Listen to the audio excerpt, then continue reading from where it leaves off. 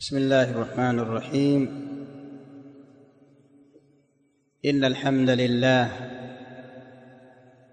نحمده ونستعينه ونستغفره ونعوذ بالله من شرور أنفسنا ومن سيئات أعمالنا. من يهده الله فلا مضل له ومن يضلل فلا هادي له، وأشهد أن لا إله إلا الله وحده لا شريك له،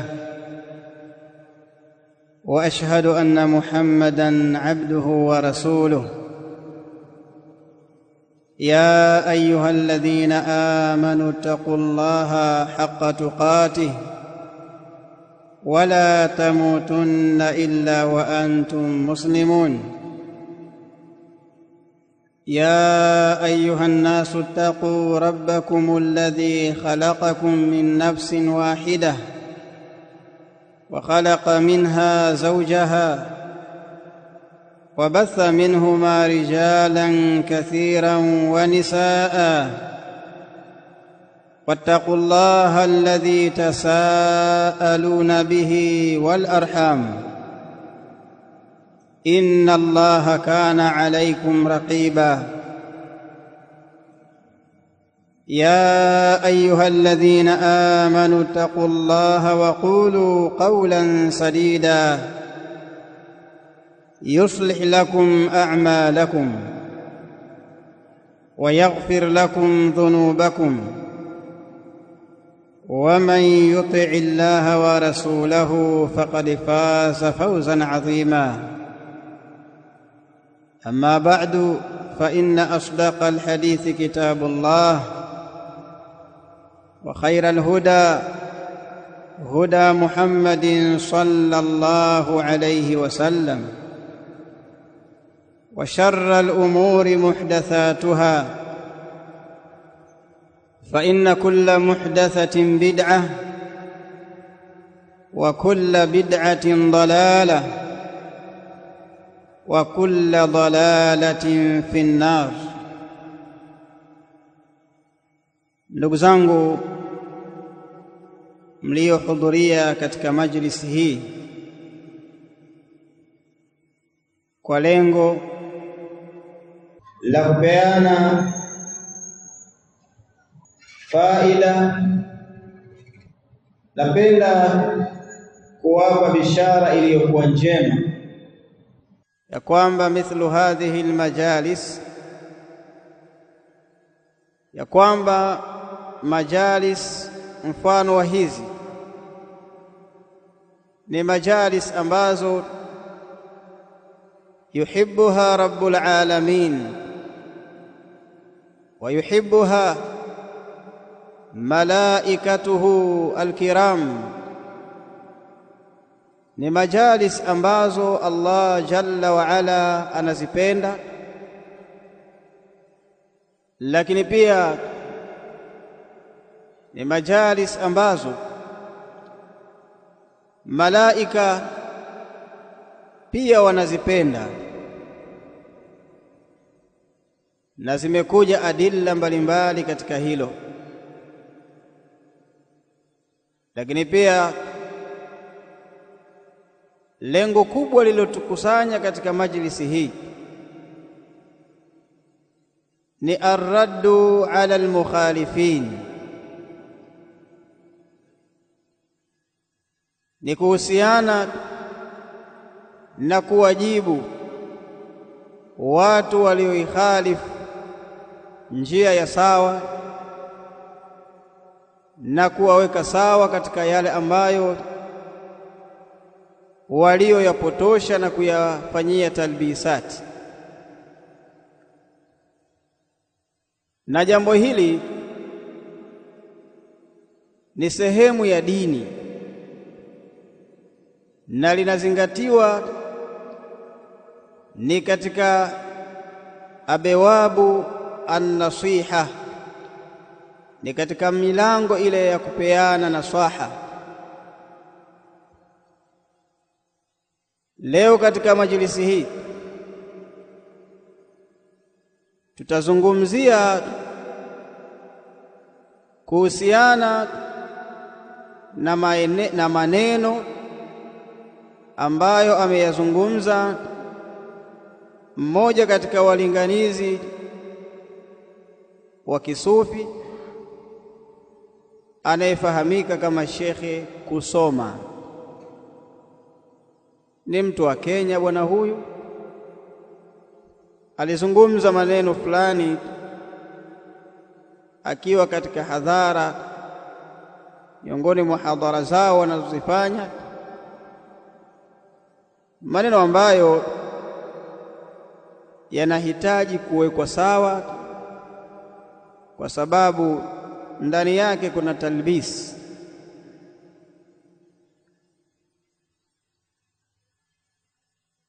Na tunapofanya hivi, baadhi ya watu huwa wanadai ya kwamba ili uweze kumkosoa mtu basi ni sharti ulingane naye kielimu au uwe umempita kiilmu. Wa hadha dhannun batilun, na hii ni dhanna ya batil. Na baadhi ya watu wanapowaona ahlu sunna yarudduna ala ahli albatil, wanapowaona ahlu sunna wanawaradi watu wa batil, wanasema na wasengenya, kwa nini msiwafuate mkawaambia? Wa hadha aidan dhannun khati, na hii pia ni dhanna ya kimakosa, bali wao pia hawayafanyii kazi hayo. Na ndio maana anaweza tu mtu akasimama katika hadhara yake akazungumza na akawashambulia ahlus sunna, imma bihaqqin au bibatil, imma akafanya hivyo kwa haki au akafanya kwa batil, wa huwa al-aghlab. Na hilo ndio lilokuwa aghlab. Mara nyingi wanawashambulia ahlus sunna bibatil, kwa hiyo wao pia hawawafuati, bali wanaweza akasimama akazungumza akaelezea ile mawqif ambayo yeye anaitakidi kwamba huo ndiyo usahihi. Lakini pia wapo baadhi huwa wanadhani ya kwamba kuwakosoa watu ni katika mambo yenye kuugawa umma. Fahamun sayyi, huu ni ufahamu mbaya kabisa, kuitakidi na kufahamu ya kwamba kuwakosoa watu ni kuugawa umma. Huu ni ufahamu mbaya mno, bali ukisoma Qur'an, ukisoma Sunna, utabainikiwa ya kwamba jambo la kuwakosoa watu au watu kukosoana kwa haki na uadilifu na insaf ni jambo ambalo ni matlubun shar'an, ni jambo lenye kutakikana hasa tena kisheria. Nimetanguliza haya ili kufuta baadhi ya dhana ambazo wanaweza wakadhania, wakozidhania baadhi ya watu, bali baadhi ya watu wako nazo dhana za sampuli kama hizo. Kwa hiyo leo insha Allahu jalla wa ala tutajaribu kuzungumza biqadri al-istita'a kuhusiana na yale maneno aliyoyazungumza Sheikh Kusoma katika ile video ambayo iko katika YouTube. Kitaka utaiona.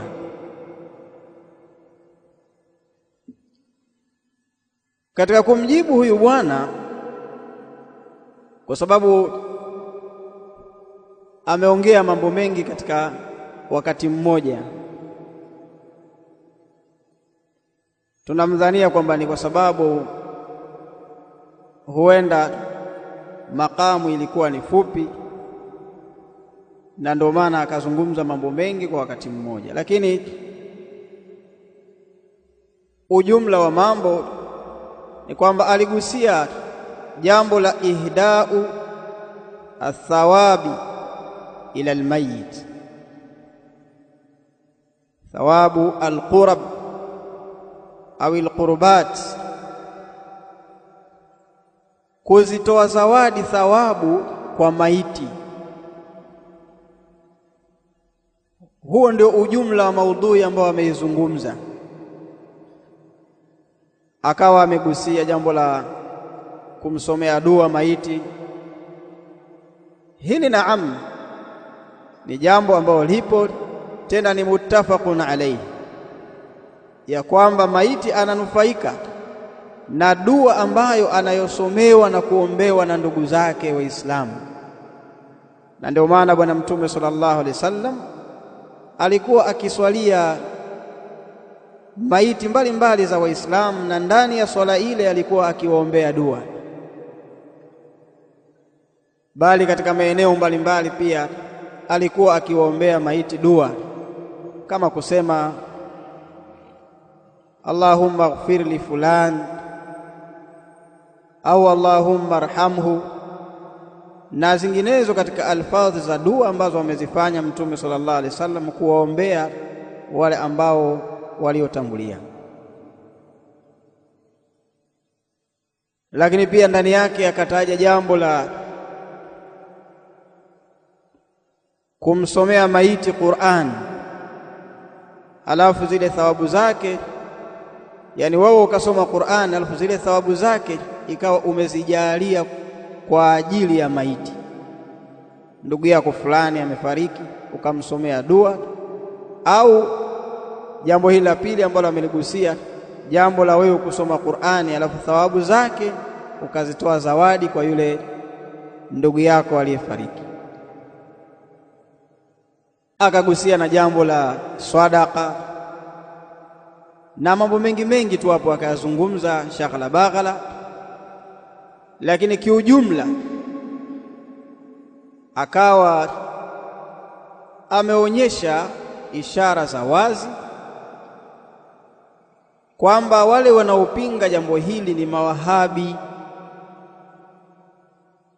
Mawahabi wao ndio wenye kupinga jambo hili. Lakini pia katika mazungumzo yake akawa ameashiria maneno ya wazi kana kwamba hao mawahabi hawana ilmu, sababu aliwasisitizia vijana someni. Nitayasoma baadhi ya maneno yake hapa, alafu tutayaalliq, tutayawekea taaliq biidhnillahi jalla wa ala. Alafu baada ya hapo tutazungumza maudhui kwa ujumla na mtazamo uliokuwa wasawa katika maudhui hii. Katika maneno yake huyu bwana amesema hivi: ndugu zangu, tumekusanyika leo wakati kama huu kuwakumbuka wazee wetu. Huu ni wakati mkubwa leo ambao tumefanya jambo kubwa, jambo ambalo kwamba alilotuamrisha Mwenyezi Mungu Subhanahu wa Ta'ala. Haya ni maneno yake Sheikh kusoma. Wa nahnu naruddu alayhi fanaqul, na sisi tunamjibu kwa kumwambia kwanza kabisa sio sawa kusema jambo hilo amewaamrisha Mwenyezi Mungu. Yani si sawa kusema wao ule mkusanyiko walioufanya na kusoma Qur'ani kwa pamoja na kufanya dhikri kwa pamoja na kuomba dua kwa pamoja na mengineo, kusema ya kwamba ule mkusanyiko walioufanya ameuamrisha Allah subhanahu wa ta'ala, kama yeye mwenyewe alivyosema Mwenyezi Mungu, kusema hivyo si sawa. Kwa nini? Kwa sababu unaposema jambo hili ameliamrisha Allah,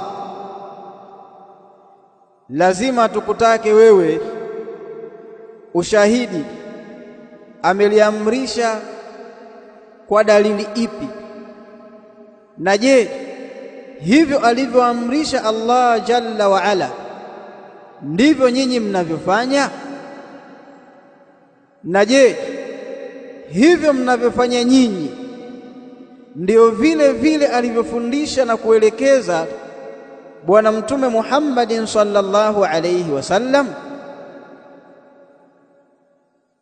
Bila shaka jawabu ni kwamba ule mkusanyiko wa kuyafanya haya, kusoma Qur'ani kwa pamoja na kuzipeleka thawabu kwa maiti, kuomba dua kwa pamoja, na yale walioyafanya pale katika ule mkusanyiko kwa pamoja kama walivyofanya, mtindo ule kwa vile walivyofanya wao haja uamrisha Allah jalla wa ala, haja uamrisha. Na lau kama mtindo ule walioufanya wao ndio vile vile alivyoelekeza Allah jalla wa ala, basi angefanya hivyo Bwana Mtume Muhammadin sallallahu alayhi wasallam huwa wa ashabuh, angefanya hivyo Bwana Mtume sallallahu alayhi wasallam yeye na maswahaba zake, kwa sababu wao ni asbaqun nas, ni watu ambao wenye kututangulia sisi katika mambo yaliyokuwa ya kheri. Kwa mujibu wa mkusanyiko ule na maelezo aliyoyatoa Shekhe kusoma kwamba yale ameyaamrisha Allah jalla wa ala, hayo sio maelezo ya sawa.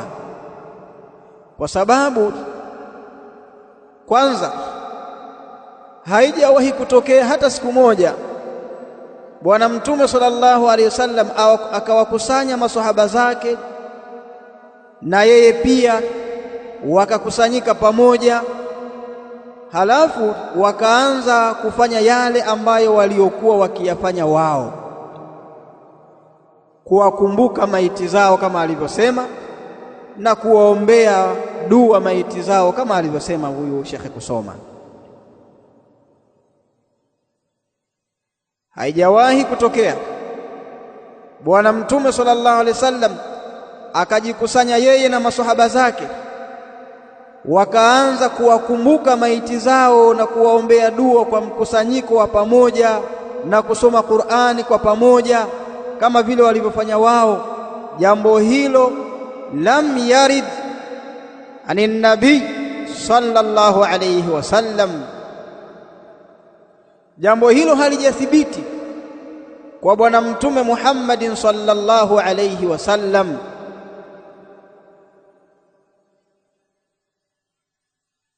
Lakini pia baada ya kuyazungumza maneno hayo, akawa ametaja aya kama ushahidi wa kutilia mkazo yale wanayoyafanya. Akaisoma aya katika suratul Hashri, akaisoma aya katika suratu al-Hashri, rabbana ighfir lana wa li ikhwanina alladhina sabaquna bil iman. Akaisoma aya hiyo kwamba ni ushahidi wa watu kujikusanya kuwakumbuka maiti zao na kuwasomea dua kwa pamoja na kuwasomea Qur'ani kwa pamoja na mengineyo, kisha kukusudia thawabu zile za yale mambo ziwafikie maiti hao. aya hii sio ushahidi min wujuhin, aya hii sio ushahidi kwa njia nyingi tu. Moja katika aujuhi hizo ni kwamba nahnu na'lamu yaqinan anna an-nabiy sallallahu alayhi wasallam laqad allama ashabahu maani kitabi rabbil alamin wa amilu bihi. Twafahamu sisi ya kwamba Bwana Mtume sallallahu alaihi wasallam aliwafundisha maswahaba zake maana za kitabu cha Allah jalla wa ala, tafsiri ya Qur'an aliwafundisha maswahaba zake. Na pia tuamini kwa ilmu ya yaqini ya kwamba maswahaba waliifanyia kazi Qur'an, ikiwemo aya hii. Lakini sasa haijawahi kutokea wakafanya haya mnayoyafanya nyinyi, kuonyesha ya kwamba jambo hili mnalolifanya nyinyi lipo kinyume kabisa na ufahamu alioufundisha Bwana Mtume sallallahu alaihi wasallam katika kuifahamu aya hiyo. Na hii inaonyesha ya kwamba vile mlivyofahamu nyinyi ni kinyume na vile alivyokusudia Allah jalla wa ala, na ni kinyume na vile alivyoelewesha na kufundisha Bwana Mtume Muhammadin sallallahu alayhi wasallam. Kwa sababu lau kama hivyo mnavyofanya nyinyi ndiyo alivyokusudia Allah, basi Bwana Mtume sallallahu alayhi wasallam angewabainishia hivyo masahaba, na angefanyia kazi yeye Bwana Mtume sallallahu alayhi wasallam na kuwafundisha maswahaba zake wakafanyia kazi hivyo kwa njia na mtindo huo mnaofanya nyinyi. Lakini pia wajhi mwingine kwamba lau tukisema ya kwamba hiyo aya uliyoitaja wewe, rabbana ighfir lana wa liikhwanina alladhina sabaquna bil iman, tukisema ni dalili ya hayo madai ya uliyoyafanya wewe na wenzio hapo, tukisema ni dalili ya jambo hilo, tutakuambia ya kwamba jambo hilo hebu tuthibitishie, achilia mbali labda maswahaba, sababu maswahaba zama zao hawakuwa wakifanya hivyo, basi walau katika wale al-a'immatu al-muttaba', wale wanawachuoni wakubwa. Sababu tufahamu sisi al-Imamu Shafi'i mathalan alifiwa na baba yake, alifiwa na mama yake. Je, al-Imamu Shafi'i rahimahullah na yeye alikuwa anawakusanya watu kisha wanaomba dua kwa pamoja na kusoma Qur'ani na kufanya adhkari, kisha wanafanya hivyo na wanazikusudia zile thawabu za hayo mambo ziwaendee wazazi wake wawili, baba yake, mama yake?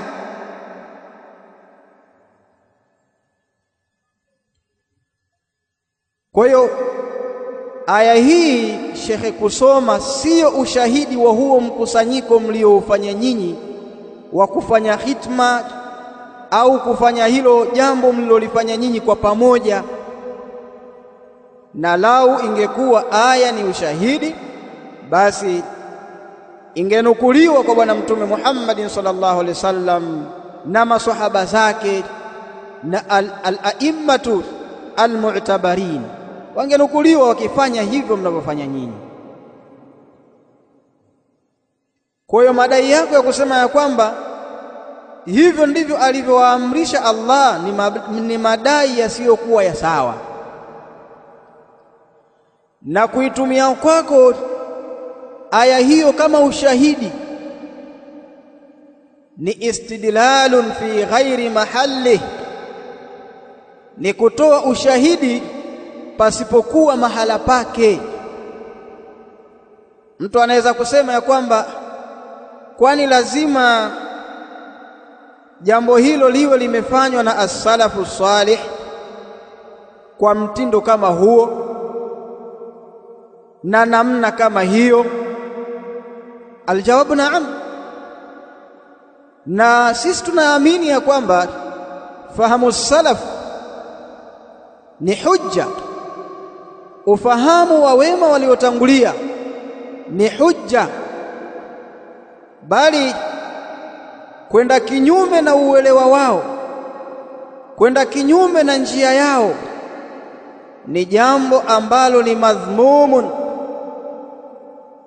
ni jambo ambalo lililosemwa vibaya fi kitabi rabbil alamin, ndani ya kitabu cha Mola wetu mlezi, pale aliposema kwanza katika aya iliyokuwepo katika suratu At-Tauba, Allah jalla wa ala ameeleza pale was-sabiquna al-awwalun min al-muhajirin wal-ansar, na wale waliotangulia wa mwanzo min al-muhajirin wal-ansar, ambao ni muhajirin wakiwemo muhajirin na ansar, walladhina ittaba'uuhum biihsanin.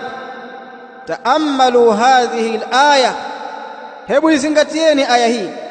Allah jalla wa ala akasema walladhina ittaba'uuhum biihsanin, na wale waliowafuata wao kwa wema. Radiyallahu anhum, Allah amewaridhia watu hao. Kwa sisi tuliokuja baadaye, ili tuingie katika kuridhiwa na Allah jalla wa ala, lazima tuwe tumefuata njia ya wema waliotutangulia. Na tunaposema wema waliotutangulia ni hawa waliowataja Allah jalla wa ala, masahaba wa bwana mtume sallallahu alayhi wasallam. Idhan ittiba'u sabili haula, kufuata njia ya watu hao ni jambo ambalo ni matlubun shar'an, ni jambo ambalo linalotakikana kisheria. Wa mukhalafatu hadihim wa sabilihim ni amrun madhmumun shar'an, ni jambo la ambalo lililosemwa vibaya kisheria, kwenda kinyume na njia yao. Yaqulu rabbuna jalla wa ala, anasema Mola wetu jalla wa ala,